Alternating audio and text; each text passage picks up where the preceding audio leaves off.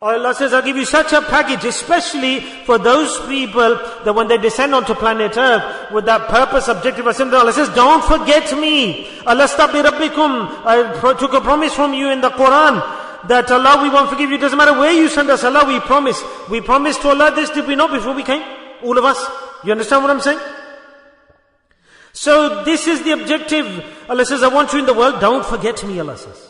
You have to keep on being those who believe in me and accept me. And as long as you stay in this condition, then if you keep on believing in me, you come back to me, then straight I will send you into paradise, Allah says. That's the program of life Allah has given to us. This is our schedule of life Allah has given to us. And Allah has described this in the whole Quran. So now what's the issue? Here we've come now to planet Earth. Difficulties, problems, worries, distress, A to Z. And we are seeking comfort. We are seeking ease. I don't want problem A. I don't want disease X. I don't want flu. I don't want this. I want to get this. I want to take this medicine. I don't want to die. I want to stay alive forever. Give me some medicine, please. So if a person becomes 80 years old, please give me medicine. I don't want to die. Oh, please find a doctor for me. Call the doctor. Let's go to the hospital quickly. I don't want to die. There's an attempt of ours ongoing that this dunya, that we have forgone our plan. Allah sent us a program. We just are bopping around, worried about living it forever. Just like a guest comes to you, Yaar, the guest ain't going. The guest, oh, I can't book my return ticket. And then the host gets fed up. This guest came for a week. It's a month now he's in our house. And the chicken's finished, the meat's finished. How should we feed him now? What should we cook for him? They get fed up, the host, with the guest. So here, we have glued ourselves to this dunya. We don't give the name of returning to Allah. Our beards are wet, our backs are bent, we take medicines, go mad. No, I'm staying here forever. Don't know what love we've got with this dunya. And those people, Allah says, they're dirty, impure place for you.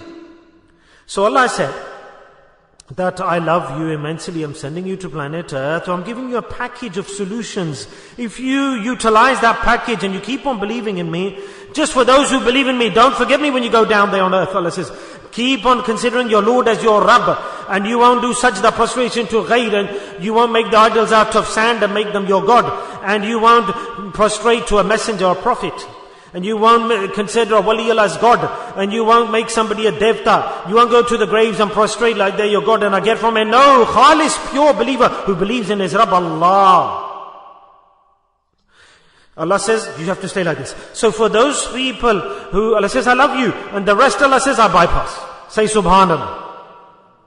Allah says, I have no connection with other people who don't believe in me. So these people who believe in me, I have a lot of connection with them. I love them, such people. And the difficulties will come on these people, Allah says. For sure. Allah says, for you, the believers, the difficulties will come. The problems came on the prophets, nobody else. Their bodies were cut, the prophets. 70 prophets were made shaheed together. Such a qawm was created. 70 prophets were shaheed. Thousands of anbiya were murdered. This is such a qawm, the people who believe. There's a nation who did this. So Allah says that not a qawm like this, but that qawm who believes me, Allah says, I'll save them from the attachment to the dunya. I'll give them a package, solution. Allah has favored us or not? Tell me. Has Allah favored us? We are those who believe Allah. Allah has favored us, helped us, assisted us with a package. And that package equals amal. Understand what I'm saying? The package of life equals amal. Allah said some of them are compulsory. Fara'id. That 5 times you have to pray salah. That's part of the package. Give zakat. And do hajj once in your life. That's part of the package. Subhanallah. If you do these actions in the package, Allah says, then for you, this will create ease, that with comfort and pain free, you can live in the dunya. Allah says. Understand what I'm saying? So this for us is an extremely beneficial thing, salah. Extremely beneficial. All our problems are solved through salah. Such a fantastic action Allah has given us, salah. Brilliant action. Those who pray salah, ask them. That how the promises of salah, I'm talking about salah, the essence of salah. Those who give zakat according to Allah's order, ask them how much Allah protects their wealth. It won't be stolen, the wealth won't be lost, it won't go haram, it won't end. And barakat, blessings, just a little bit of wealth, Allah puts barakat immense. In the same way, this 5 ahkams, orders Allah has given to us, Allah has given to us, gifted to us, and for our benefit, so that we in this country, in this world, planet Earth, solar system, we've got protection from all negatives. Allah has given you amal. Keep on implementing them. Allah says, when you get problems, when you go to the world, then Allah says you'll have needs for air, fresh air. I'll give you such fresh air, you won't need to buy it. Breathe it in and out. Do you have to buy air? Because we needed it. It was essential. Allah gave it to us free of charge. Allah says you'll need to drink liquid. Allah says I'll fill the oceans and seas with water. I'll allow the water to drop from the skies and store it in the oceans, because you need water while you're on earth. Allah says I'll give it to you in abundance. You'll have food, drink. Allah says forget it. From the earth I'll allow fruits and vegetables to grow for you. And this earth we think is a waste of time. Such fruits and vegetables will grow for you to eat. You will enjoy eating that food, Allah says. Yes, is Allah giving this or not to us? Allah's giving it to us, isn't He? Allah, if we leave Allah's order and we follow Shaitan's order, what will happen? How can you live in the world with these? Then problems will come, difficulties will come, worries will come, dependence will come, reliance on others come, weird things will come, and the biggest loss, which there's no cure in the world. Such a big sickness that is. And there's no cure. All sicknesses you can get the cure. But until now, all research and development that will carry on, that's happened up to now and will happen in the future, this disease you cannot get the solution. Do you know what is that bimari, that sickness? It's not cancer. Cancer, even then a person can get the solution, treatment, is eating, drinking. What is that sickness? Which has no cure. That sickness is sorrows, mental anxiety, distress. And today the science has come to it and it's failed, so they called it depression. Depression, the doctors will be sitting here. Until today, have you ever treated a patient of depression? A patient of depression? Give them tablets, tranquilizers, and short his brain, put them to sleep, drowsy. But you know the medicines and developments taking place, but there's no, they say, oh, he's totally, is he fine? No. That person gets mad, even more worse with the medicine, but he doesn't get cured. There are injections. There are medicines to slow the brain down, but they're temporary. There's no cure for this sickness. The Quran has said. The Quran said there is no cure in the world from the medicines for this. Mental sickness, depression, anxiety. But, you understand what I'm saying? But this is the biggest sickness around us in the world today. But Allah says, close to me, I give you one kalima and it is the best solution. The best solution. Close to Allah, Allah says that this is the easiest sickness to cure. Dhikrullah will cure this sickness. Dhikrullah will cure this sickness. So the whole world, physicians, the richest, wealthiest people can't buy this treatment. Wealthy, the owners of kingdoms and sultans, they're lying down on the bed, and they're taking tablets and antidepressants. And what's depression? That without any thinking for no reason, and they're just thinking ongoing, and there's no solution. There's no connection to their life in their thoughts. And the man laughs himself for no reason. When due to dhikr he recovers, I've seen people like this, that after doing dhikr they recover. 100% they recover. Complete recovery. 100%. Then they recover in such a way, not themselves, but then they go and cure other people after that. So Allah Ta'ala, all the amal, the righteous deeds is given to us for what reason? For not Himself, but for our protection, for our preservation, for our safety, for our guidance. That's what Allah says in the Quran. Ya ayyuhalladhina amanu dhkurullaha dhikran kathira, Allah says. Allah says, there's no benefit in you doing dhikr to me. Allah says, I get no benefit. So why is Allah saying it? Because in this Allah has put lots of protection for us in His remembrance. In doing dhikr, Allah says, there's immense, infinite benefits for us. That's why Allah says, addresses the people of belief and says, do dhikr. Allah doesn't say, Ya ayyuhan nas, oh you, the creation. Allah says, oh you who believe. Allah says, this is to the people of belief, I'm addressing you. Allah says, remember me, oh you who believe, oh mu'mineen. That's why I've given you so many things in the world, so you can remember me. Do my dhikr. Look, the purpose of life Allah has given to us, that we attain Allah's love while we're in the world. That's what we're here for. But because in this dunya we are present physically, and there are thousands of other forms of love have come to our heart. But Allah says, the heart I've made, your heart I've made for my love. Allah says, not for people, not for dunya. So now business, wife, children, home, outside, assets, social life, everything is running in parallel. And all of these things take us to where? They make us negligent and lazy and disconnect us from Allah. This dunya, this is the effect of this dunya that we're living in. And it's practical reality, and you'll understand what I'm saying, isn't it? That we live in the dunya, we have to eat food, and to eat food we have to earn money, we have to have a profession, a career, drive a taxi for example, or have a profession, a job, we have to leave home, go outside, do things, actions. So we have to do all these things and we leave outside the house, then the world will affect us. There's effects of the dunya. When the effects of the dunya come, then the love of Allah decreases inside us. That's a fact, isn't it? This is dunya. It's a dirty place, isn't it? Impure. So how do we then maintain and establish and keep on going on that platform that Allah's love is with us? When without the love of Allah, I'll become an animal as a human being. Yes, then we're all shaitans around us. Yes, and they beat human beings and they murder human beings, those same human beings. And you can't trust them. No form of trust. You can't trust them, you can't believe in them. Because Allah says that person who becomes like an animal, he is worse than the animal.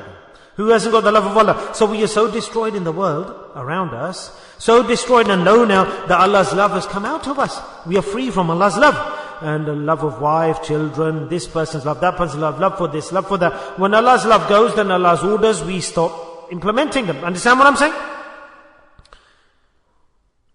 So for this, Allah's love, how do we maintain that? Keep it strong. There's two ways. Leave your wife, leave your children, leave your business, leave the world, disconnect, run away from the dunya. Because we want to eliminate all the other loves in the world. We want Allah's love. Allah says, no, that's not the solution. Allah says, I'll give you the solution. Allah says, you need a wife, you need children, you need business, you need work, but don't forget me at the same time, Allah says. My love should be there, maintained, established high. Allah doesn't stop us from working. Allah hasn't stopped us from making money. Allah hasn't stopped us from becoming wealthy. Allah hasn't said, don't make your house. Allah says, I have no problem with that. I want, even though you have all of these things, but my love should also be in your heart at the same time. Not that the love of other things in the dunya should overwhelm you. Of course, if you're hungry, you have to eat. If you feel sleepy, you have to go to sleep. You have a desire, you will go to your wife for sure. I've created all of these things for you. I can't stop you from this, Allah says. Allah says, nor will I stop you. If you have 1, 2, 3, 4. Yes, that's the limit. But there should be justice if you have more than one.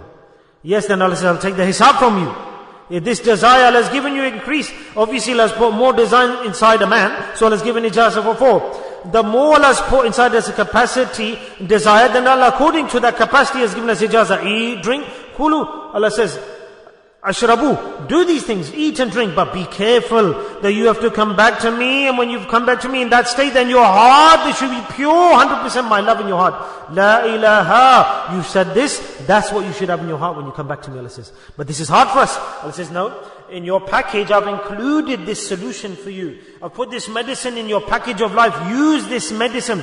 And when you use that medicine that I've given to you in your package of life, in the journey of life, inshallah, whatever you do in the dunya, the love of the world will not overwhelm you. You will still have love for Allah more. Then you will just fulfill the needs in the life, and that's it. How do I do that? Allah says, do my dhikr, and you'll have the solution. Rasulullah, the Prophet of Allah sallallahu alaihi wasallam, said to that sister, Sabia, the dhikr ilahi, the remembrance of Allah, more than that, there's nothing in the world that can give the solution that in the eyes of Allah, that Allah likes and makes that person the servant of Allah and the beloved servant of Allah more than the dhikr of Allah. This is a sahih hadith of Tabarani. The action of dhikr of Allah, there's no other action that can give the solution, can give the impact, that in the eyes of Allah make that individual, that human being, the beloved servant of Allah, the beloved servant of Allah. Not Muslim, not a person with man, make him the beloved of Allah.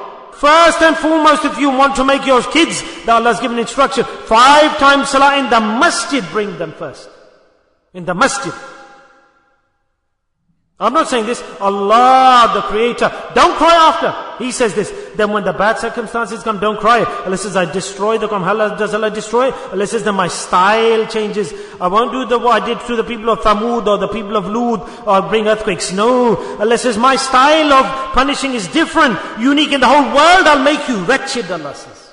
And you'll cry running around like dogs. And nobody will be there to respect you. There'll be no one to take you and give you shelter. And you will accept kufr. You will sell your iman. You will leave your countries. And you will come to ghair places and consume haram.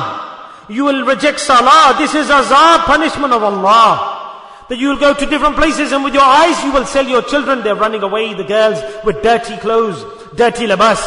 This is azab, Allah says, because my instructions, that package of life I gave to you for your benefit, I made you my beloved servants and I gave you a package, you rejected it. Say Subhanallah. Nare Takbir. Allahu Akbar. Nare Takbir. Allah is great. Allahu Akbar. No, we have to do this. We'll stay behind. We'll get left behind. We have to be ahead. What's ahead of you? Tell me. Nothing's ahead of you. We are here for Allah. Allah's created us. For Allah we have to die. We have to go back to Allah. Then stay as Allah's in this world. Whatever Allah instructs and orders, everything's finished. When Allah orders, any order comes on us. Wife, children, mother, father. Even the mother's order we can't listen to. Even the father. No! Allah's orders first. End of story. Relationship's finished. Path's finished. Doesn't matter if they all go. I have no connection with this. I am alive for my Rabb, my Creator first. Understand what I'm saying? So what's the package that we have to utilize to bring this feeling and emotion? Dhikrullah will arouse this and bring this into our lives. That special characteristic and feeling will come to you. When you do dhikr, then automatically you will have love for this, and then you will improve your children, you'll desire the good for your children, you'll take them to the masjid yourself, because by doing dhikrullah, remembering Allah, the passion will be aroused inside you. You will be revived. This is a capsule medicine to arouse you, revive the deen in you. Okay, so we start praying salah. What next? But after praying salah, you're not praying the salah that we should be praying. Why? Because if it was that salah, then salah teaches us something else.